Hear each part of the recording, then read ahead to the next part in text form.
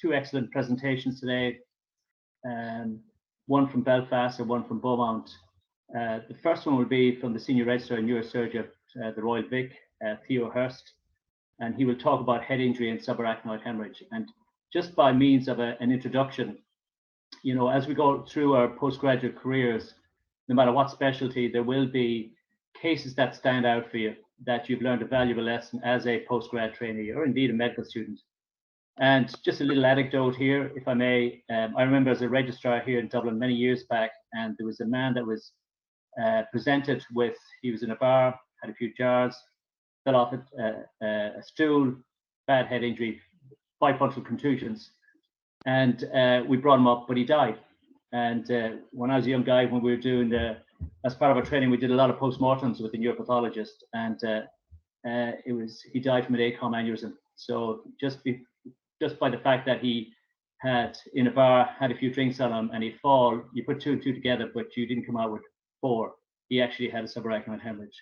I've had one patient who was cycling a bicycle that had a subarachnoid hemorrhage, and I had another patient very recently who on a camogie pitch also had a subarachnoid hemorrhage while playing. So without further ado, I'm going to leave it to Theo. You're very welcome, Theo. So the floor is yours. Thank you. Thank you. If I can, before you start, I would like to thank you, David, for introduction, and also Mohsen for inviting us in Belfast to this webinar, which I attended last month and found it very educational and useful. Thank you for that, and it's our privilege to be contributing to those meetings, and hopefully will continue to do so in the future. So Theo, our senior registrar, is going to present this presentation. He prepared that in the context of subarachnoid hemorrhage and head injury, as you introduced, David, that this is very unusual and not common combination, but it can be serious. And we would like really to remind everyone with this rare combination and presenting a couple of cases where you could see the outcome can be quite different indeed, and detrimental to those patients. So I will ask Theo to take over from here and to start his presentation. Great, fantastic. You can see this okay? Yes. Yes, we can. Okay. So as I said, thank you for the invitation. My name's Theo. I'm Senior Reg in Belfast. We've had the introduction for the talk already. We know, obviously, head injuries, traumatic brain injury are something that we deal with probably most frequently in neurosurgical practice. We see subarachnoid hemorrhage all the time, and we see both coexisting very frequently. Many of the referrals we get with head injuries from other hospitals, district general hospitals, you know, we see head injuries, bit of subarachnoid hemorrhage, and it's typically something that as in the earlier years of our training, that we tend to become quite dismissive of. You know, oh, it's a bit of traumatic subarachnoid. That's fine. It's just, you know, it's nothing. We're taught that you know, the trauma is the most common cause of subarachnoid hemorrhage. Most of the time, it's not of specific relevance in terms of the management of a particular patient or injury. It's a marker of energy, or the, you know, the significance of injury. And we know that its presence, while it doesn't specifically influence management, it has significance in terms of the overall prognosis. We see that, you know, in Marshall scores. It's reflected in the crash outcome modeling from the CRASH 1 study. However, we do know that more sinister types of subarachnoid hemorrhage can coexist with a traumatic brain injury, and the purpose of this talk is to reflect on that a little bit.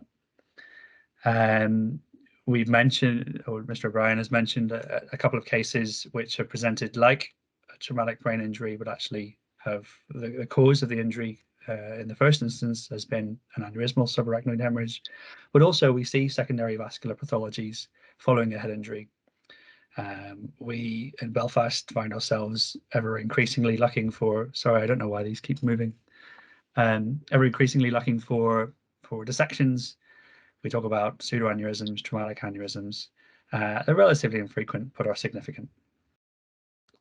We know that if either of these issues or vascular pathologies are not identified, we can have significant issues. And the purpose of this talk is to reflect on a couple of cases that highlighted this. The first one was a 19-year-old fit and well gentleman. He was referred to us in the autumn of 2020. And the history was this. So no medical history. He was referred in the evening time. He'd fainted while taking the bins out a few days previously. He had hit his head. There's an unclear time of loss of consciousness, but he did black out and had been having headaches and nausea since. He attended the emergency department the day before, but got bored and self-discharged after a couple of hours, and then represented on this evening with ongoing symptoms. He had no focal deficits. He was alert and oriented, and didn't seem to be too bad really in the emergency department. This is a few slices from his scan, and this was reported by the on-call radiologists as bifrontal contusions, predominantly within the gyrus rectus, as you can see. And on this basis, the advice from our team that was given was for conservative head injury management in the short stay unit, which is run by our emergency department, referral to the head injury liaison nurse, and to think about the cause for collapse. That was done so, and the emergency department guys discharged him after a couple of days. So he was feeling better. He was seen by our head injury liaison nurse at about 3 weeks after this admission. And again, he reported ongoing headaches. He was still just a bit tired, memory not as good. A lot of the things that we see in the context of these sort of minor head injuries and concussions, but felt overall that he was making good progress and didn't have any specific concerns. And 2 weeks after that, so 5 weeks after the initial presentation, he came back to ED with a collapse at home and a seizure. The paramedics attended. They found him with a low conscious level, and he lost cardiac output reasonably quickly. They started CPR, brought him to the emergency department, and he died. As no reversible causes could be found. Unfortunately, he never made it as far as our team. He was never stabilized for imaging.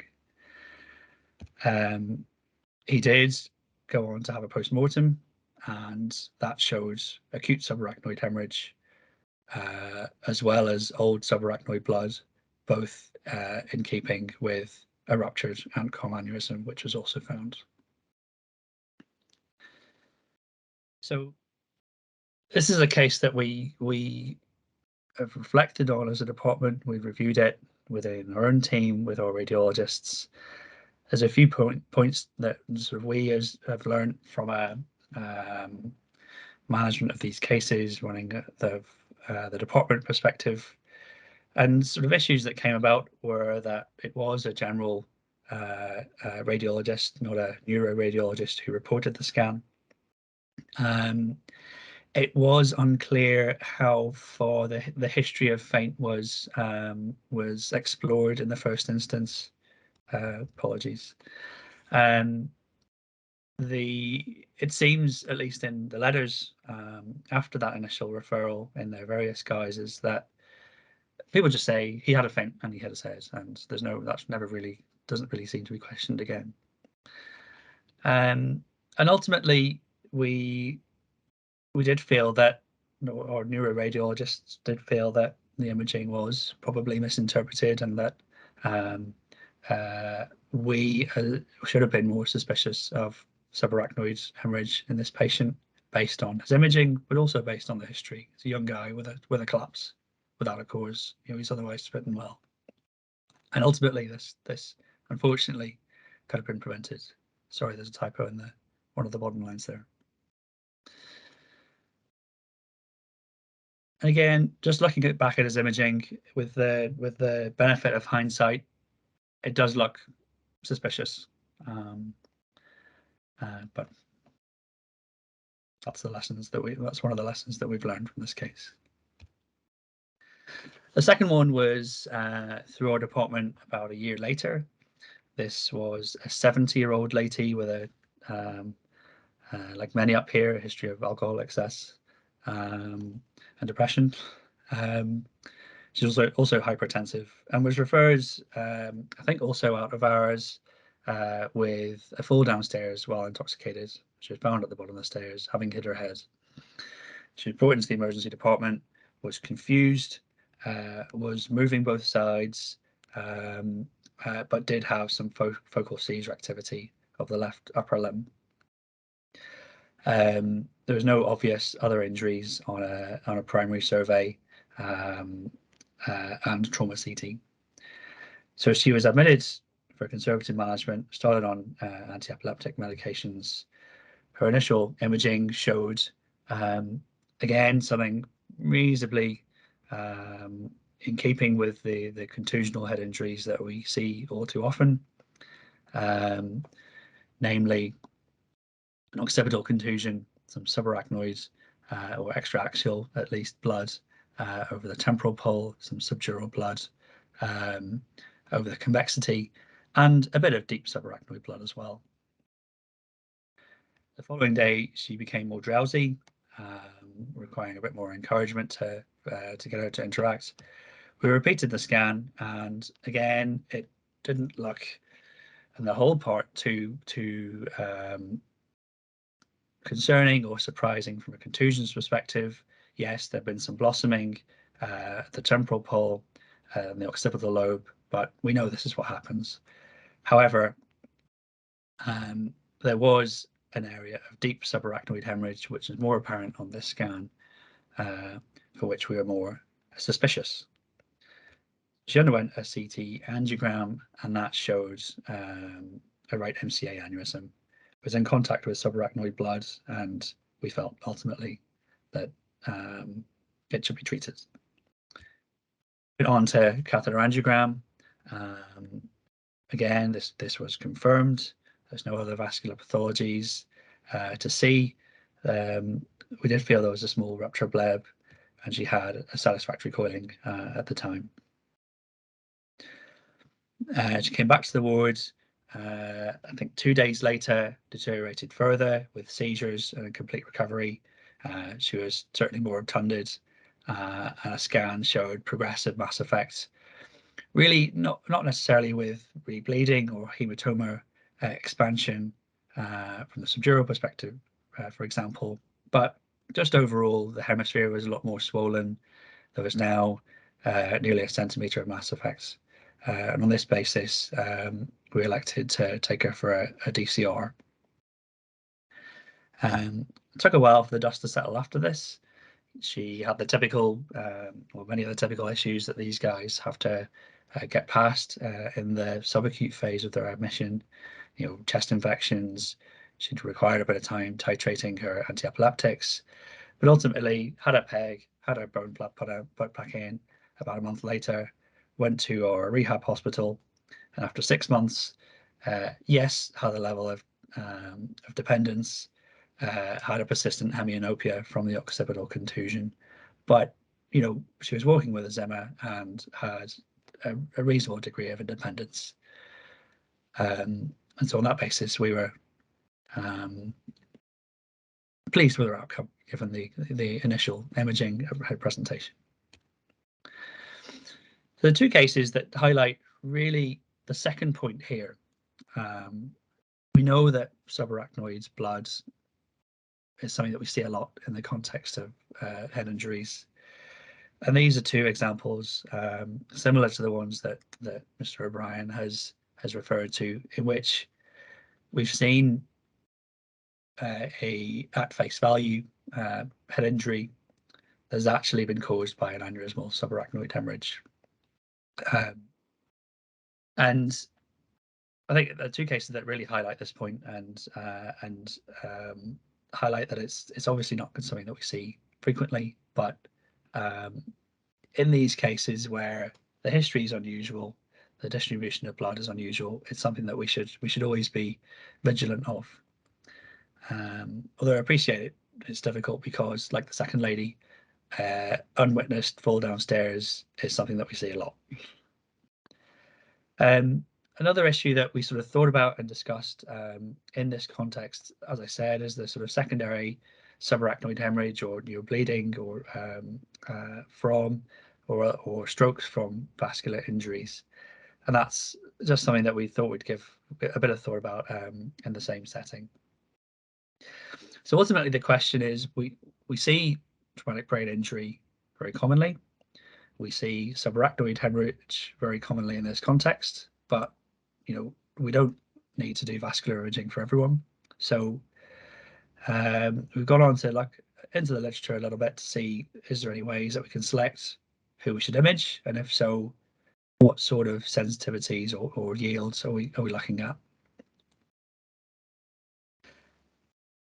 When searching for cases where aneurysmal subarachnoid hemorrhage has been felt to be the cause of traumatic brain injury, I couldn't find a huge amount within the literature.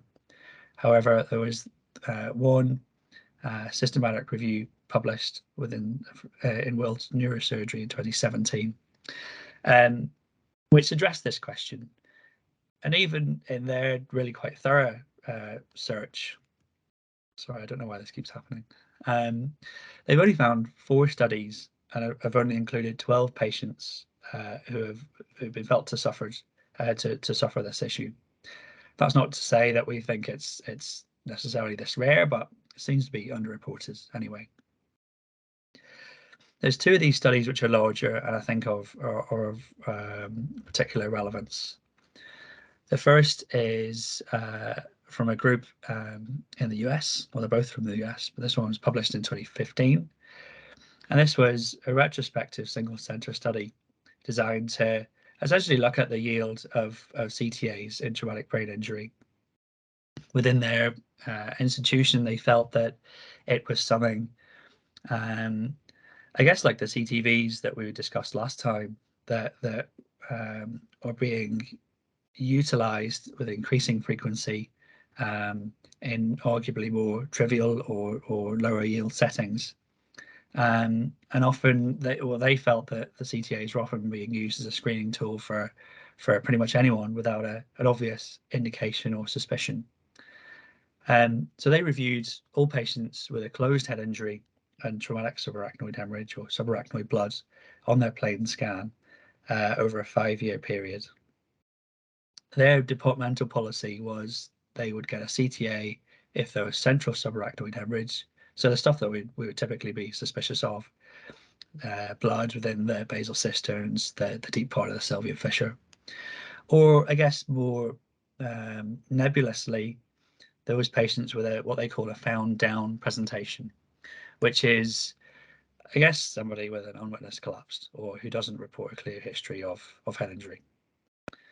And that's certainly something that we come across very frequently in our referrals. They reported 617 cases for which the scan showed subarachnoid blood, of which 30%, so nearly a third, had a CT angiogram. Of these, 13 were abnormal, all of them detecting aneurysms. So that's about 7%. And they felt that 8 of these were ruptured and were the initial cause of the head injury. Interestingly, amongst these 617 cases, they didn't detect any traumatic dissections or other vascular pathologies. So their inferences were, well, in their series at least, they found that around 1% of head injuries with subarachnoid blood on the scan were caused by a primary subarachnoid hemorrhage or an aneurysmal rupture, and that with their screening strategy, they had a 7% yield for a CT angiogram. But again, I thought it was a little unusual. They didn't comment on dissections. That's something that we spend a lot of our time thinking about, looking for, and occasionally managing. The other series is a prospective study out of Boston in the USA, a group at Harvard and Mass Gen, and they reviewed all patients admitted to their trauma center with a blunt head injury of any severity. And again, their question was, essentially, what is the role of CTA in head injury in a more generic sense? So they're less targeted. They included 600 cases admitted in a year, of which nearly a quarter had a CT angiogram. And from this cohort, we haven't really gone into a huge amount of detail as to what the initial imaging has shown. They only found that one patient had their management changed as a result. And in that case, they described a suspicion on the CT angiogram and a subsequent normal catheter angiogram. They felt that in these groups, comparative analysis didn't show any difference in mortality or discharge destination, so own home, nursing home, supported living, etc. So they make this rather verbose conclusion that CTA is commonly used but doesn't alter management and shouldn't be used in the absence of clear indications. And again, they haven't detected any dissections or commented on that particular issue, which I also thought was a little strange. So we've gone on just to think a bit more about traumatic dissections. There's a very good review by D'Souza in the European Spine Journal. Happily forward that on if anyone wants a copy. And they report that the overall risk for an infarct is about 20% in patients with a traumatic dissection, although higher with carotid injuries, as you'd expect. They recommend screening as per this scheme suggested by a group in Denver, which essentially includes what we in our department would use as the typical things that you would be suspicious. And by that, I mean significant skull base fractures, Lefort fractures, fractures involving the carotid canal, sphenoid sinuses. They do say any C-spine fracture, which seems a little soft, to be perfectly honest. I don't see how a spinous process fracture is relevant, really. But also the other things are really those patients with either very bad neurology or those with an unexpected deficit or a stroke, which obviously would make you suspicious. There's a different study that appraised this this screening tool and looked at 8,000 patients who were screened. And this is from the Journal of Trauma in 2009, so a relatively or comparatively old study. And so I was very surprised that they only reported 0.5% of CTAs were abnormal in this population. But again, I'm not sure what the distribution of the reasons for scanning was. For example, if there's a lot of mild cervical spine fractures, then perhaps this number isn't the most representative. Nonetheless, they did report with active screening, prophylactic interventions, which included not only antiplatelet and anticoagulation measures, but also endovascular treatments. Occasionally, they still reported a 16% mortality in the context of a traumatic vertebral artery dissection. The other thing that we see sometimes, and I'll not really dwell on this, is traumatic aneurysms. It's certainly something that someone coming to the exam, we see questions about things that crop up occasionally. But they're really more of an issue that we see with penetrating injuries in young children or occasionally after surgery. But it's not something that we would necessarily see on that initial scan or that initial assessment, which we are really trying to aim things more on this occasion. just coming back to the issue of well, I guess, what is the role for a CT angiogram in that patient in the emergency department, or just into the ICU, or just down to the ward, who has a head injury? As we said, the two main things that we, I guess, that is useful for is in screening patients where we're worried that a primary subarachnoid hemorrhage may be the reason for the head injury. We have seen some data suggest that CTA has a low pickup rate. So that means that relatively few CTAs are abnormal, even in patients with suspicious imaging with that very deep or significant volume of subarachnoid hemorrhage. And then there's always this issue of, well, if someone's had a head injury, if they have an aneurysm, does that mean that it's ruptured? And not always.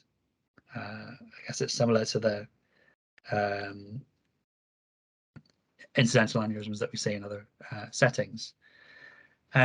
However, we have found some evidence to say that it is something that we see, but it's rare. Thinking about vascular injuries caused by traumatic brain injury, which may cause subarachnoid hemorrhage or may cause strokes, it doesn't seem that screening every patient is beneficial. However, if you use a targeted population, it does seem that it has a role. We know that from our practice.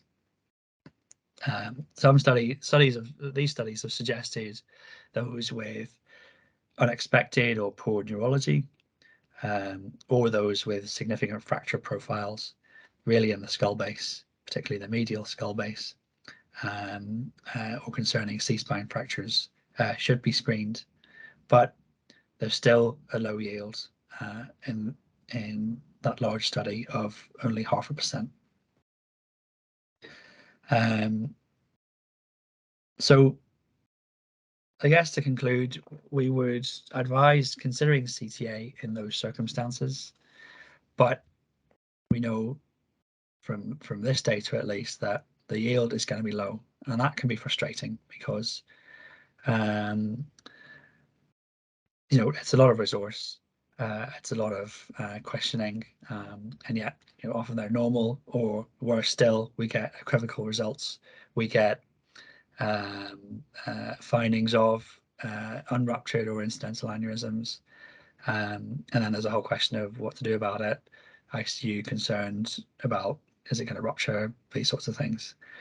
But despite all of this, we have two cases that have shown, or certainly at least one case have shown that if we miss a primary subarachnoid hemorrhage, or indeed a dissection, there is potential for really significant morbidity. And on that basis, I guess all the thoughts are, if there's any doubt or any suspicion, just do one, and we can deal with the fallout afterwards if needs be. So a few references there. I'd like to thank you for your time. Thank you.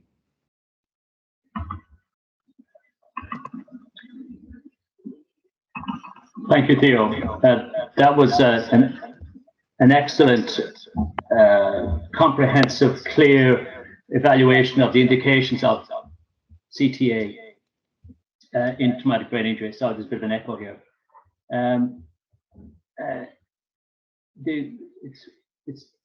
We got to remember that we do not want to miss any of these cases, and you're quite right. If there's any suspicion, do a CTA. That depends on the quality of the CTA and the quality of the person or the reading radiologist, of course. I'm going to open to the floor very shortly, but do you have facilities in Belfast where you would allow referrals from other hospitals to have day case angiography in suspicious cases where you're not sure?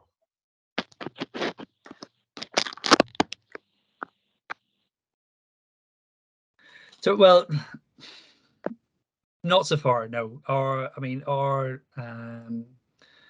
practice tends to be in these cases, or in these thunderclap headaches with equivocal LPs, for example, we tend to say, we'll just bring them down, do it, and I guess try to get a comparatively informal arrangement for the patient to go back.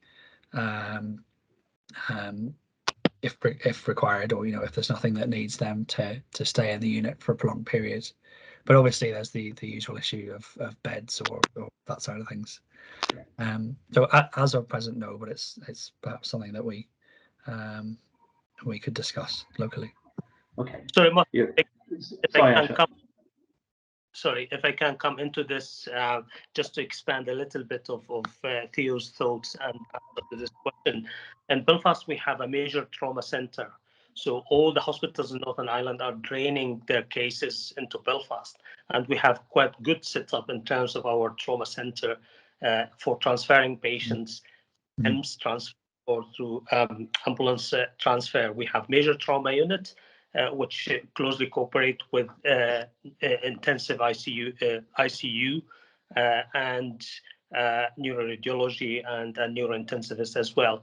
So in such cases, I guess your question is that if there is a suspicion in the patient with head injury that might have a subarachnoid or vascular injury, yes, those patients will be trained as the normal pathways to the major trauma center, where you have your neurosurgical center, neuroradiology expertise, angiogram, all under one ceiling or under one place, where you can afford to do all the extensive investigations and treat everything under one ceiling, really. And perhaps the second is a clear example of this, when the patient came with head injury, but we found an aneurysm. So you could treat both things in one place.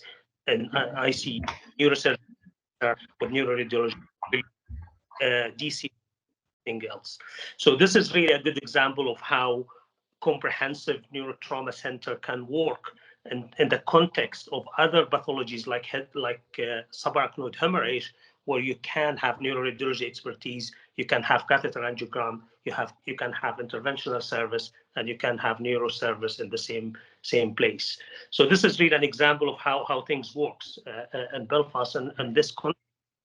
But also we have a local pathway for Belfast region itself, where we created in terms of managing patients with head injury, really with the minor and moderate head injury, where those patients not necessarily are admitted to neurosurgical center or unit because, of course, of the resources, of bed resources. We can't afford to admit every single patient with a small contusion. But when there is a suspicion, those patients are admitted to a special designated area, which is called clinical assessment unit, which is run by ED doctors who have special interest in head injury as well. And we have a specialized nurse, which is called head injury liaison nurse. This nurse is closely related, this consultant, who's closely related to neurosurgery. And in terms of referring them the cases, we can select some of those cases where there is a suspicion, and we can indicate angiogram, and we can really do angiogram in those patients when there is a suspicion of subarachnoid hemorrhage. Okay. Then those patients are managed in those special units, which is outside neurosurgical unit. But if there is a need, they can be transferred to neurosurgery. But even those nurses, consultants like head injury liaison consultant nurse, in cooperation with the brain injury unit, they can look after those patients in the long term. So it's quite good in terms of the local arrangements for management of head injury in the hospital and outside, of course, after discharge of those patients. Thank you, Ashraf. Well, my point there was to hint at the importance of neuroradiology, invasive radiology in particular, because it's not just with incidental aneurysms or aneurysms that have caused the hemorrhage, which cause in turn the traumatic brain injury, but AV fistulas, traumatic aneurysms, dissections, as Theo's already said. Okay, you briefly mentioned there, alluded to a liaison nurse. Yes, we do have a liaison nurse here, and in Cork, I'm not too sure, but probably is in other major hospitals. We're running out of time, but Mohsen has his hand up there. So Mohsen, do you want to add in something here?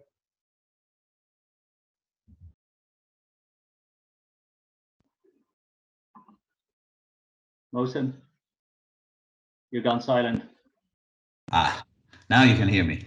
Yeah. So no, I was just going to say very good presentation, and just to emphasize those points, and like the other speakers there and yourself, David and Ashraf, I've had patients with both ruptured aneurysms and AVMs that have come in as a trauma, and then we've had to deal with that. So the one point you mentioned, which I think is really, really important for people who first see these patients in A&E, Syncope, faint.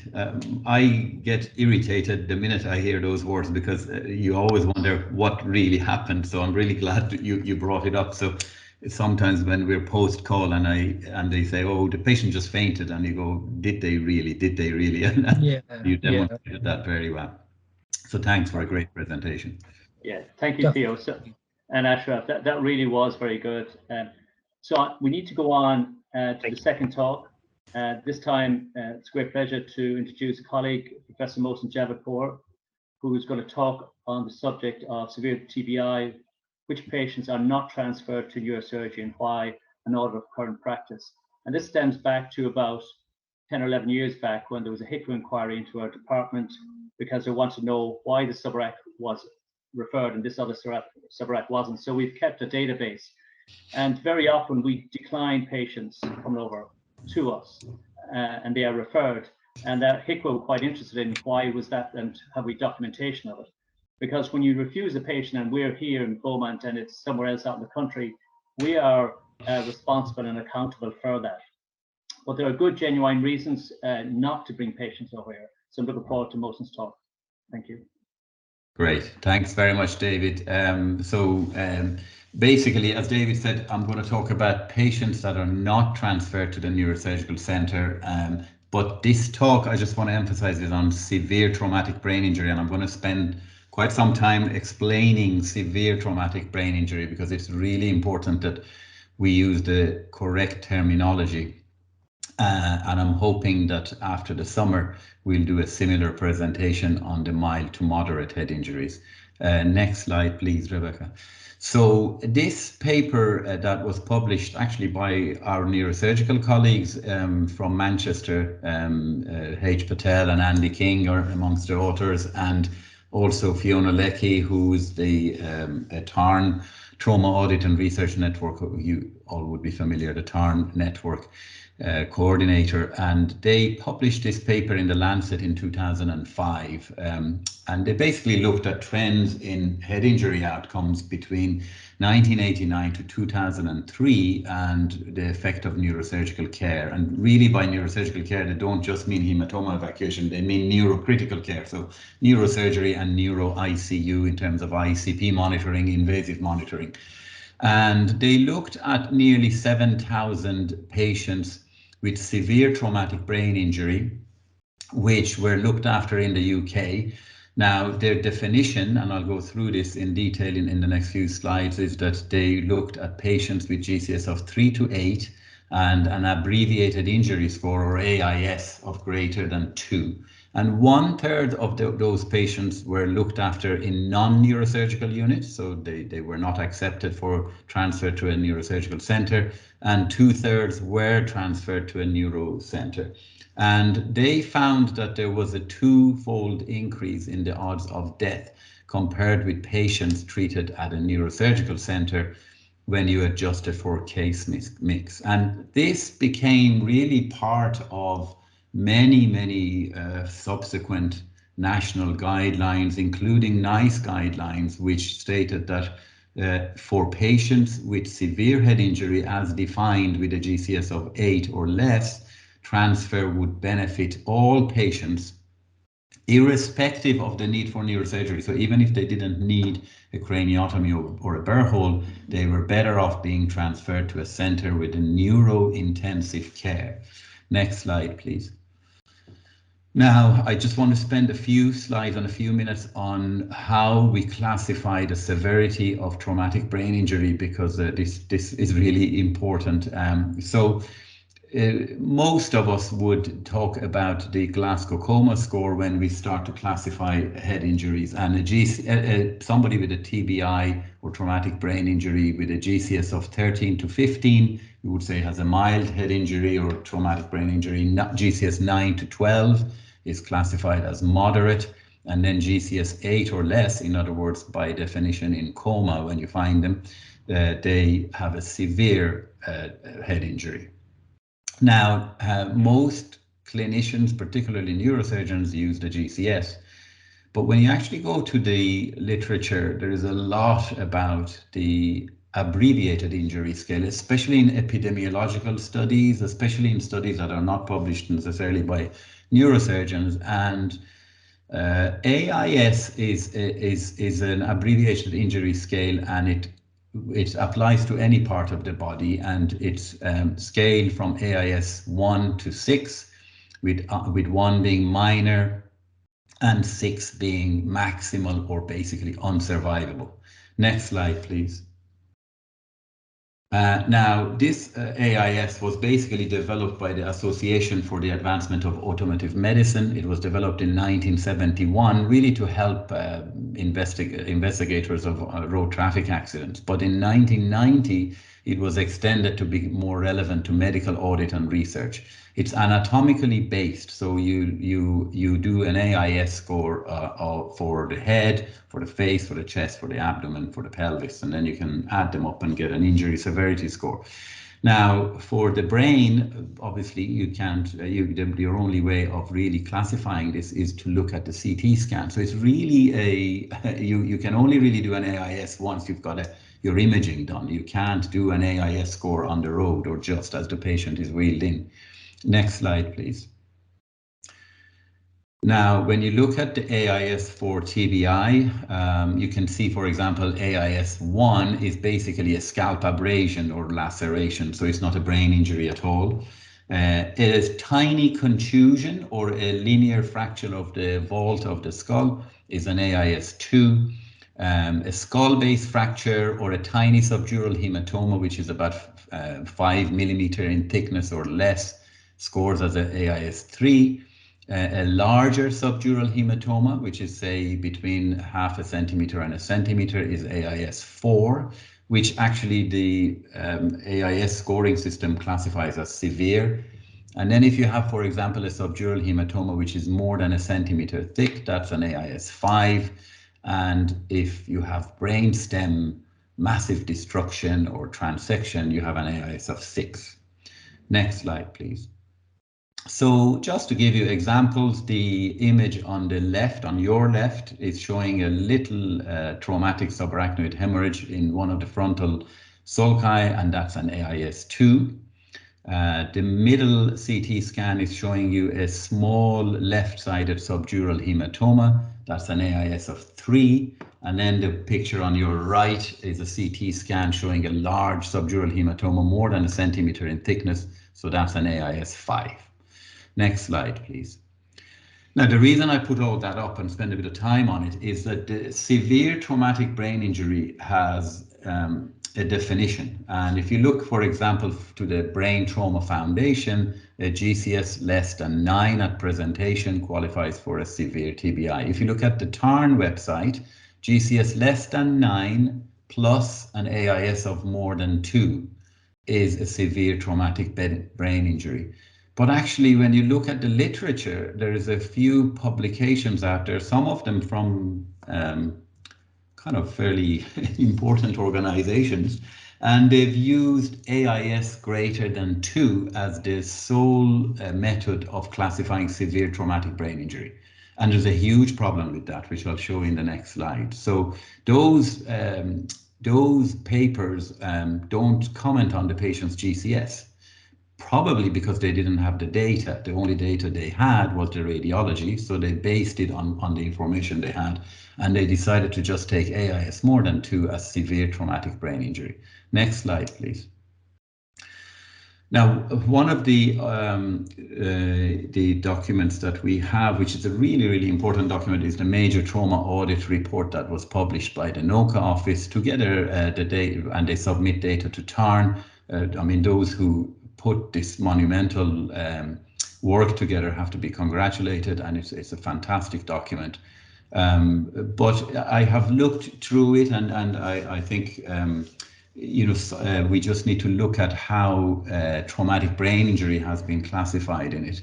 And there are, when you look at the 2018 report, the graph, the bar chart that you see on the left is showing you what patients were or were not transferred to a neurosurgical center and had severe traumatic brain injury. So the bar chart on the left is looking at patients with GCS less than 9 and AIS of 3 or greater.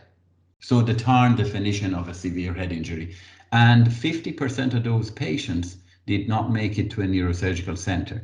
Now, the total number of patients, and that includes all the adults and children who would have been referred to Beaumont, CUH, and Temple Street with severe brain injury, according to that bar chart, was 179 patients in 1 year. 179 with GCS less than 9, AIS greater than 2.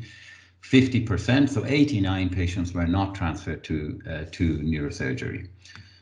But immediately on the following page in the same report is the bar chart that you see on the right, which again says that 63% of patients were not transferred to neurosurgery, but this time the number of severe traumatic brain injury in Ireland is 1,221. We've jumped by nearly 10-folds. And this bar chart is based purely on AIS. Anyone with AIS more than 2 was called severe head injury, 1,200 patients, 63% were not transferred to neurosurgical centers. That equates to almost 800 patients.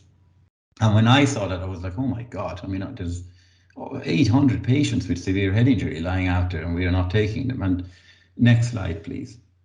So we just decided to look at it. I just put these up as well because unfortunately that second bar chart with the 800 patients around the country not being transferred to neurosurgery has made it into all kinds of documents, including newspapers. And I mean, some of these comments are from that I've put up here are from documents that were sent to the HSE by various hospitals. For example, they quoted that Patel et al., that's the Lancet paper that I showed at the beginning of the talk, showed that severe TBI patients should go to neurosurgical centers, but they said AIS of greater than or equal to 3. They didn't put in the GCS bit. And then in the next line, they say in Ireland, 722 patients with severe TBI were not transferred to the neurosurgical center. One hospital that doesn't have neurosurgery put in their document that over an 18-month period, they were managing 162 patients with severe head injury. I mean, the entire country has about 170 severe head injuries, and this hospital was saying they were managing 162. Next slide. So very important that we get the definitions right. Abbreviated injury score has been shown to be a very poor indicator of severity of TBI, and this is 2 papers that I've just quoted here.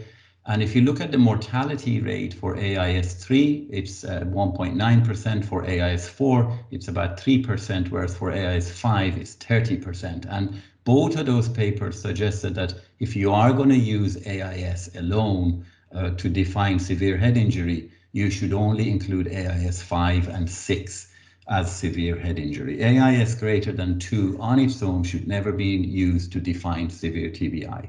Next slide, please. So I just demonstrate that if you include everyone that comes in with an AIS of greater than 2 as severe TBI, the CT scan on the left is showing a 78-year-old whose GCS 15 is sitting there talking to you and has a 5mm subdural hematoma. So he's an AIS3. The slide in the middle is an 83-year-old, mildly confused, but otherwise okay, with a 1.7 centimeter subdural hematoma. So that's an AIS5. And the slide on the right is a 63-year-old who fell, has a GCS of 3, fixed dilated pupil, and is basically dying in front of you and has a large cerebellar contusion, and that's an AIS5. If you include all of these in the same category as AIS greater than 2 being severe traumatic brain injury, you have a huge mixture of patients that just are really apples and oranges. Next slide, please. So there is another problem with abbreviated injury score in that if you look at it, if the organizations like TARN or ROTAN or NOCA, they have people who collect data from the charts and from discharge summaries and from radiology reports. And if the radiologist doesn't mention in the report, for example, how big a subdural is, then you fall into a category of subdural hematoma not further specified, and you automatically get assigned AIS-3. And as a result, for example, the CT scan on the left, which is a subdural hematoma with midline shift, the CT scan in the middle, which is a tiny subdural hematoma, are in the same category. And not only that, the CT scan on the right, which was reported by a radiologist as showing a possible tiny bit of blood on the tentorium, which actually is a normal scan. These 3 patients will all get lumped into AIS-3. Next slide, please.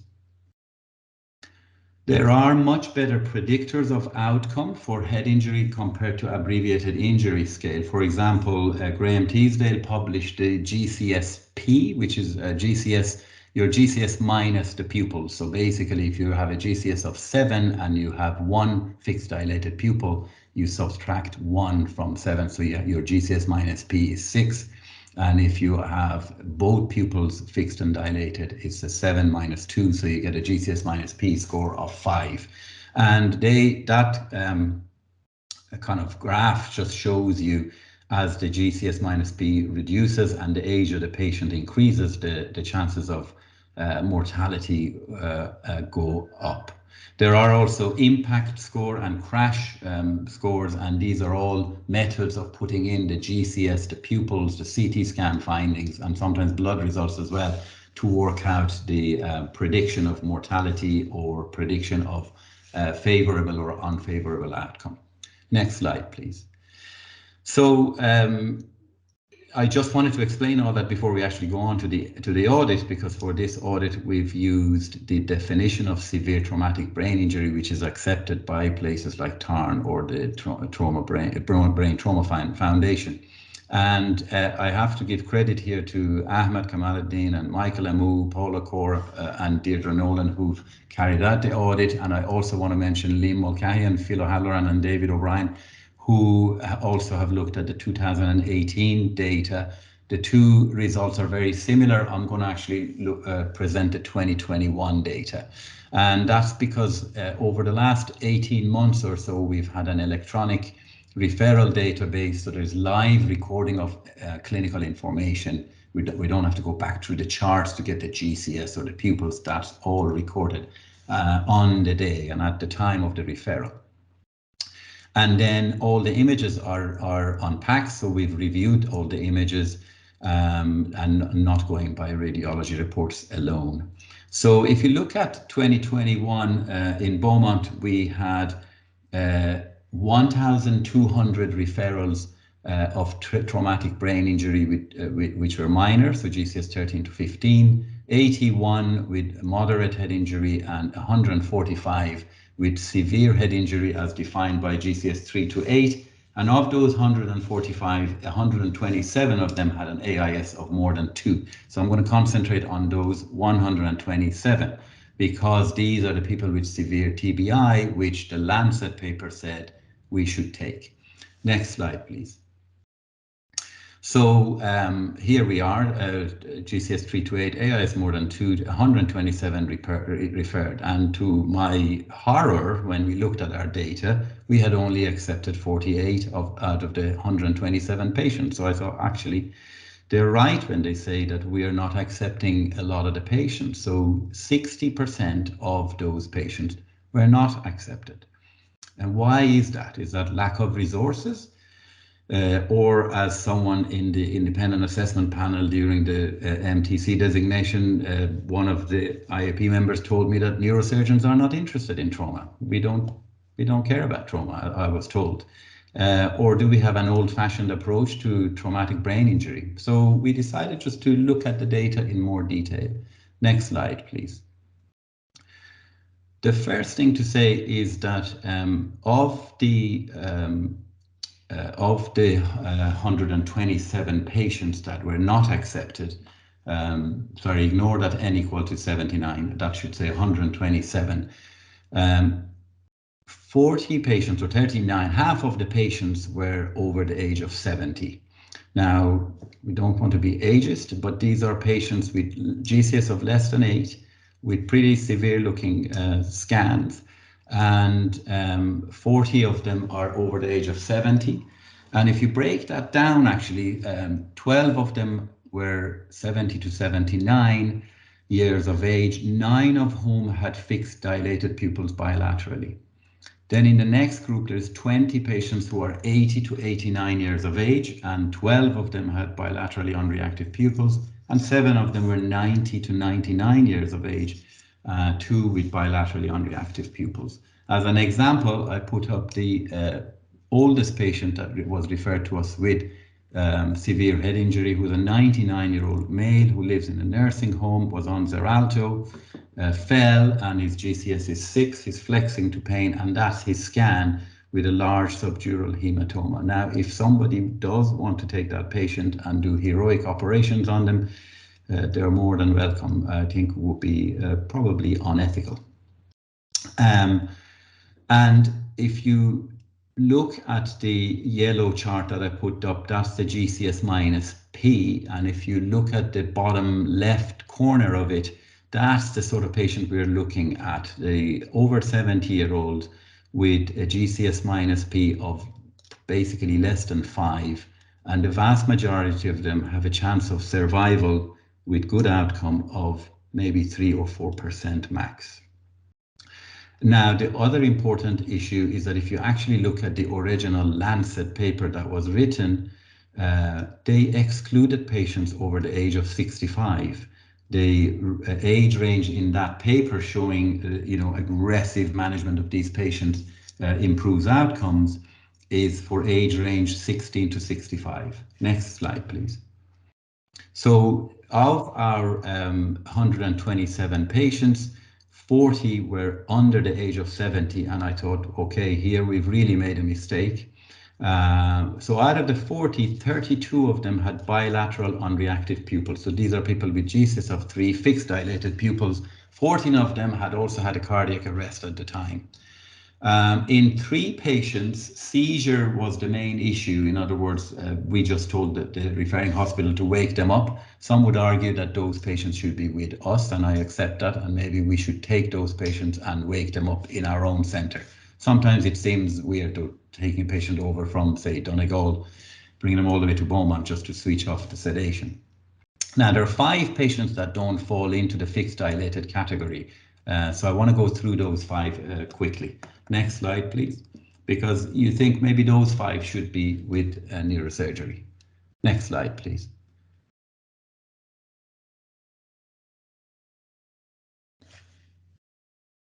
So this one is a 69-year-old male who fell down the stairs, has a GCS of 3, pupils are reacting, so we should take this patient. The CT scan shows traumatic subarachnoid hemorrhage. We were just hearing a talk about that. So why did we not take this patient? The reason we didn't take this patient is that they had known lung cancer, and a CT thorax showed severe disease progression with metastasis, no aeration of the left lung. And the treating hospital with the family decided not to treat this patient because he had untreatable, uncurable cancer. And this is the sort of data that you just won't get. This is the sort of detail you won't get into major epidemiological studies. Next slide, please. This is a 55, we had a 55-year-old female referred with a road traffic accident, GCS 3, 1 pupil is fixed, the other one is reacting. The CT scan showed multiple tiny contusions suggestive of a diffuse axonal injury, but she also had a splenic injury requiring 10 units of transfusion in another Dublin hospital, and it was felt that it would be best for her to be treated in her local hospital with the splenic injury. There was nothing on the CT scan to require neurosurgical intervention, but this patient would fall into that category that perhaps would be best in a neurosurgical centre. In this case, the subsequent CT scans didn't show any change, and she was woken up and she did survive. Next slide, please. This is a 26-year-old male with road traffic accident, GCS 3, reactive pupils, and multiple rib fractures and a large pneumothorax, and was actually in a cardiothoracic center. His cranial injury is a small 5 or 6 millimeter subdural hematoma that didn't need evacuation, and as a result was not transferred. Again, you could argue this patient, young, should be in a neurosurgical center. Next slide, please. The fourth patient was a 54-year-old male found at home with a GCS of 3. It was unclear as to how long he had been lying there. One pupil's fixed, large acute subdural hematoma, as you can see. And then on the more kind of bottom right-hand slide, he's got an infarct in the posterior cerebral artery territory, indicating that he's already herniated. Again, you could argue this patient should be in a neurosurgical center. Next slide. And the final one was a 34-year-old female who appeared as not being transferred to a neurosurgical center, but actually she was in Beaumont and she was cared for by our general surgical colleagues. Pedestrian hit by a car at 80 miles per hour, brought directly to Beaumont, intubated on arrival, chest drain, 500 mils of blood, unstable pelvic fracture, bladder rupture, and was taken straight into theatre by the general surgical team. There was no need for any neurosurgical intervention. The brain scan, it showed a 3 millimeter subdural hematoma. So of those 5 patients, probably 3 of them should be in a neurosurgical center ideally. Next slide, please. So I think looking at our data, the vast majority of patients with severe traumatic brain injury of GCS of 3 to 8 and AIS of more than 2 who are not accepted to neurosurgery are elderly patients. These are not patients that were ever included in the types of paper like the Lancet paper that suggested that patients with severe head injury should be in a neuro ICU. Or else these patients were younger, but with catastrophic non-survivable injury, a lot of them with fixed dilated pupils, as I show. And you could argue that in many of these patients, neurosurgery or aggressive neurocritical care is inappropriate. There is a small number of patients in there that currently are not accepted, but may benefit from transfer. And then, as I showed, appropriate classification of TBI is very important. You should not use AIS alone to classify TBI, and AIS of more than 2 on its own does not equate severe TBI. Thanks very much.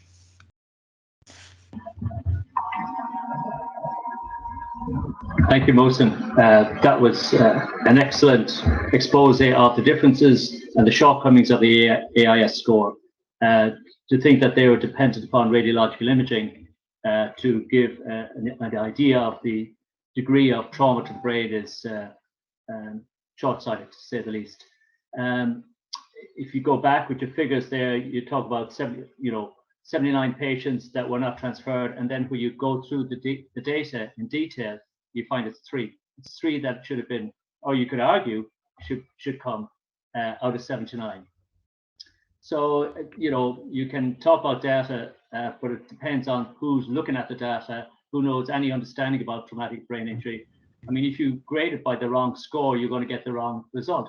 Garbage in, garbage out, I'm afraid. So getting on to Ashraf's point here, about, who's looking after this. Clearly it wasn't neurosurgeons, Ashraf, unfortunately. We had no input into this, it was just afterwards. And then we're on a counter-offensive with trying to right the wrong, as you can imagine, because when we saw the data first, we said, oh my God, we're not seeing 79, like 2/3 of patients with severe traumatic brain injury, we're not taking it. And we knew on the ground here, that's not true. So it's great to enlighten us and enlighten the larger audience. I'm going to leave it open to the floor because there might be some people from the peripheral hospitals that may want to make any comment at all, because all of us neurosurgeons, we talk to consultant colleagues as to why we're not accepting a patient. They're under a little bit of flack because they don't know how to treat patients. But if you're dealing with a patient with a catastrophic, unsurvivable injury, it can be difficult if they're talking on our behalf. So have we any comments there? Then like put the hands up. Did I see Weil? Did you want to say something, Weil?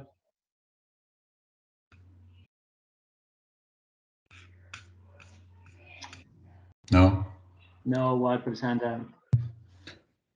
Yeah, I think I just, as we've discussed before, David, it's an important issue because every time you do meet, and I've actually given talks at RCSI before on head injuries that are not accepted, and there's always a bit of this kind of upset in other places that we don't take all of them, and I thought it's worth looking at the severe head injuries. Now, what I hope to do is after the summer that we look at the moderate head injuries, and that's actually probably a more important group.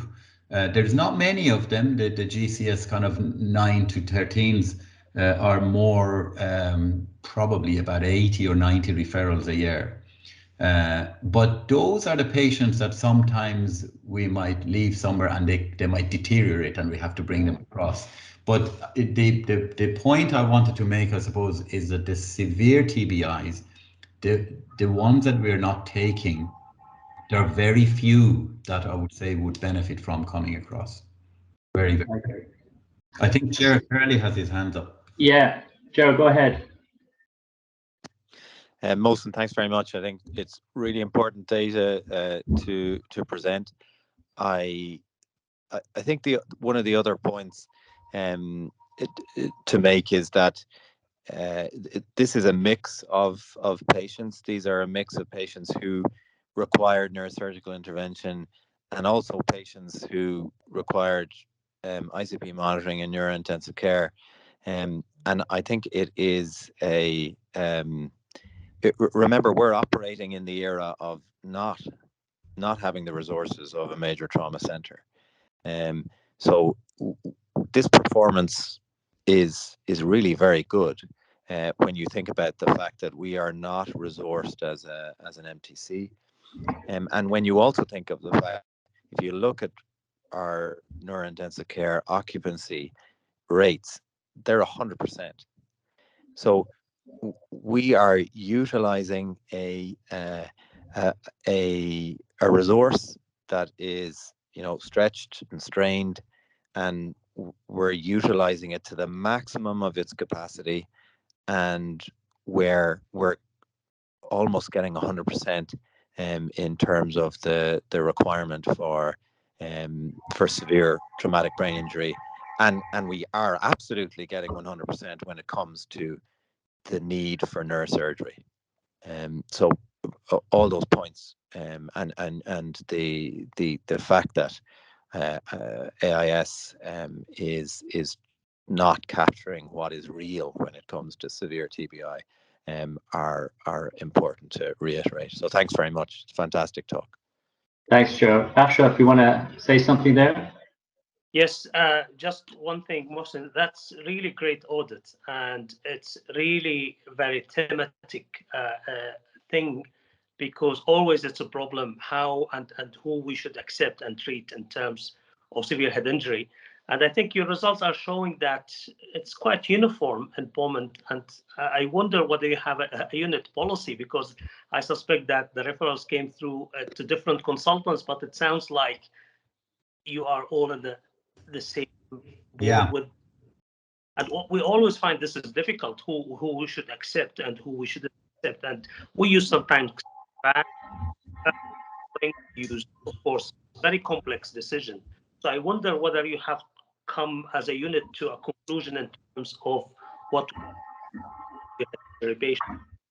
Yeah, I think I actually approached the audit the same as you were saying, because I actually was wondering whether different consultants have different ways of dealing with it. And I thought, are the older consultants less likely to take the patients than the younger ones, And there's always that sort of stuff. And I was actually surprised how fairly uniform it was.